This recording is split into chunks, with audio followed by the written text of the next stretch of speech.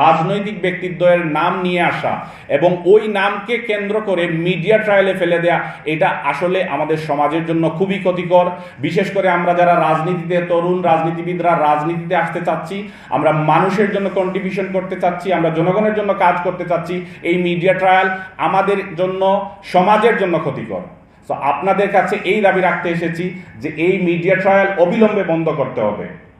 কোনো প্রমাণ, কোনো সুস্পষ্ট তদন্ত, কোনো সুস্পষ্ট অভিযোগ না আসার আগ পর্যন্ত কাউকে দায়ী করে কারো বিরুদ্ধে কোনো অপপ্রচার, কোনো শব্দ, কোনো নেগেটিভ শব্দ ব্যবহার করে এটা ব্যাপকভাবে ছড়িয়ে দেয়া, এটা সমাজের জন্য একটা বিস্ফোরার মতো। এই জিনিসগুলো আমাদের অভ্যাসে পরিণত হয়ে যায়।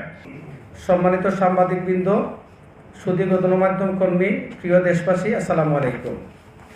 সম্প্রতি কয়েকটি জাতীয় স্থানীয় গণমাধ্যমে সিলেটের সাদাপাথর সংশ্লিষ্ট পাথর লুটপাটের ঘটনায় জাতীয় নাগরিক পার্টির সিলেট জেলা প্রধান জনাব নাজিমউদ্দিন শাহান এবং সিলেট মহানগর প্রধান সমন্বয়কারী জনাব আবু সাদেক মোহাম্মদ খায়রুল ইসলাম চৌধুরীর নাম উল্লেখ করে প্রতিবেদন প্রকাশিত হয়েছে। আমরা তা গভীর উদ্বেগ, দুঃখ এবং বিস্ময়ের সঙ্গে গ্রহণ করেছি। প্রকাশিত প্রতিবেদনে রাষ্ট্রীয় সংস্থা দুদকের একটি কথিত রেফারেন্সের উল্লেখ থাকলেও কোনো সুনির্দিষ্ট অভিযোগ, তদন্ত প্রতিবেদন কিংবা কোনো বিশ্বাসযোগ্য সুনির্দিষ্ট তথ্য উপস্থাপন ছাড়াই আমাদের নাম সেখানে জুড়ে দেওয়া হয়েছে। আমরা মনে করি এই উপস্থাপনটি একপাক্ষিক, তথ্য বিচ্যুত এবং রাজনৈতিকভাবে উদ্দেশ্য করে দিত। এই প্রতিবেদন পাথর লিটের মূল কালপ্রিটদের আড়াল করার একটি পন্থা। জাতীয় নাগরিক পার্টি একটি নৈতিক, জনমুখী ও গণমানুষের অধিকার ভিত্তিক রাজনৈতিক প্ল্যাটফর্ম।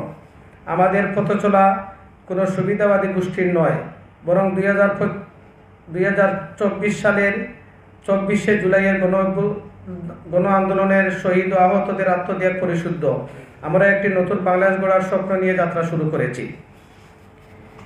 এনসিপির রাজনৈতিক ছাওয়া বাংলাদেশের দুর্নীতিবাজ, লুটেরা ও ক্ষমতা অপব্যবহারকারীদের নয়, বরং দেশপ্রেমিক, সাহসী এবং সৎ মানুষরাই নেতৃত্বে থাকবে। আমরা 360 বিয়ার পূর্ণভূমি সিলেট এনসিপির জেলা ও মহানগরের প্রধান সমন্বয়কারীগণ দৃঢ়ভাবে ঘোষণা করছি, আমরা গণমাধ্যমকে সবসময় শ্রদ্ধার চোখে দেখি। সাংবাদিকতা জাতির দর্পণ। আমরা বিশ্বাস করি কোনো সংবাদ প্রচারের আগে সত্য যাচাই ও সংশ্লিষ্ট পক্ষের বক্তব্য গ্রহণ করা সাংবাদিকদের মূলনীতি। এই পরিপ্রেক্ষিতে আমরা চাই সংশ্লিষ্ট সংবাদ মাধ্যমকে যেন প্রকাশিত প্রতিবেদন পুনর্বিবেচন করে বিভ্রান্তিকর তথ্য উপস্থাপনাকে সংশোধন করে সাংবাদিকতার নৈতিকতার দৃষ্টান্ত স্থাপন করে ভবিষ্যতে জাতীয় নাগরিক পার্টি সম্পর্কে যে কোনো প্রতিবেদনে ভারসাম্য, নিরপেক্ষতা এবং সংশ্লিষ্ট পক্ষের বক্তব্য অন্তর্ভুক্ত করা হোক। আমরা এই বিষয়টি সতর্কভাবে পর্যবেক্ষণ করছি এবং প্রয়োজনে দেশের প্রচলিত আইনের মাধ্যমেও আমরা প্রতিকার চাইতে বাধ্য হব। জাতীয় নাগরিক পার্টি সিলেট জেলা ও মহানগর দৃঢ়ভাবে প্রতিজ্ঞাবদ্ধ, স্বচ্ছতা, জবাবদিহিতা ও জনগণের অধিকার রক্ষায় অবিচল থাকবো এবং ষড়যন্ত্র, অপপ্রচার ও অন্যায়ের বিরুদ্ধে অগ্রভাগে থাকবো ইনশাআল্লাহ।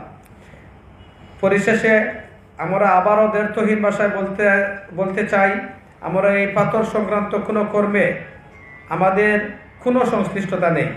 দুদক ও দুদকের বরাত সংবাদ মাধ্যমগুলো সম্মানহানিকর রিপোর্টে আমাদের সংশ্লিষ্টতা যদি প্রমাণ করতে পারে, তবে আমরা অবশ্যই দুঃখ প্রকাশ, যদি প্রমাণ করতে না পারেন তবে অবশ্যই দুঃখ প্রকাশ করবেন।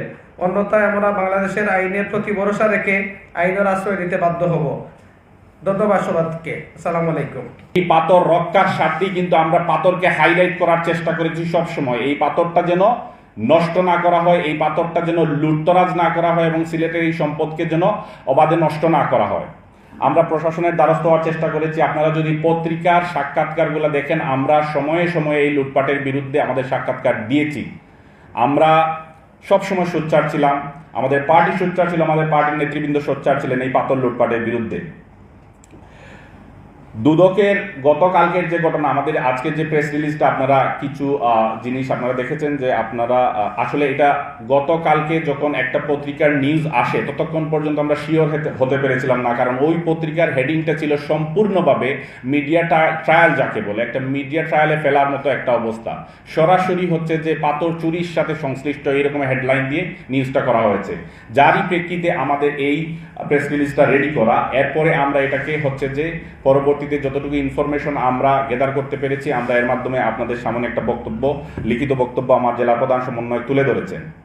দুদকের তালিকার জন্য সাংবাদিক কবি সোহেল ভাই যেভাবে যোগাযোগ করার চেষ্টা করেছেন, আমরাও বিভিন্ন মাধ্যমে গতকালকে যেহেতু অফিস টাইম শেষ হয়ে গিয়েছিল, আমরা কোনোভাবে কোনো কাজ কোনো জায়গা থেকে লিখিত কোনো ধরনের কোনো অভিযোগ, কোনো তদন্ত রিপোর্ট কিছুই পাই নাই। যার কারণে হচ্ছে যে আমরা এখন পর্যন্ত এটা সত্যতা নিয়ে আমরা সোশ্যাল মিডিয়ার উপর নির্ভর করতে চাই না। কিন্তু যেই বিষয়টা নিয়ে আপনাদের সামনে আজকে এসে আমরা উপস্থিত হয়েছি, এটা হচ্ছে যে এই তদন্ত রিপোর্ট এটা সোশ্যাল মিডিয়ায় আসুক বা একটা তদন্ত শুরু হয়েছে, এটা সিলেটের জন্য ভালো খবর। কিন্তু এইটা থেকে এইটার সাথে হচ্ছে যে ব্যালেন্স গেম খেলার জন্য রাজনৈতিক ব্যক্তিত্বের নাম নিয়ে আসা এবং ওই নামকে কেন্দ্র করে মিডিয়া ট্রায়ালে ফেলে দেয়া, এটা আসলে আমাদের সমাজের জন্য খুবই ক্ষতিকর। বিশেষ করে আমরা যারা রাজনীতিতে, তরুণ রাজনীতিবিদরা রাজনীতিতে আসতে চাচ্ছি, আমরা মানুষের জন্য কন্ট্রিবিউশন করতে চাচ্ছি, আমরা জনগণের জন্য কাজ করতে চাচ্ছি, এই মিডিয়া ট্রায়াল আমাদের জন্য, সমাজের জন্য ক্ষতিকর। তো আপনাদের কাছে এই দাবি রাখতে এসেছি যে এই মিডিয়া ট্রায়াল অবিলম্বে বন্ধ করতে হবে। কোনো প্রমাণ, কোনো সুস্পষ্ট তদন্ত, কোনো সুস্পষ্ট অভিযোগ না আসার আগ পর্যন্ত কাউকে দায়ী করে কারো বিরুদ্ধে কোনো অপপ্রচার, কোনো শব্দ, কোনো নেগেটিভ শব্দ ব্যবহার করে এটা ব্যাপকভাবে ছড়িয়ে দেয়া, এটা সমাজের জন্য একটা বিস্ফোরণের মতো। এই জিনিসগুলো আমাদের অভ্যাসে পরিণত হয়ে যায়।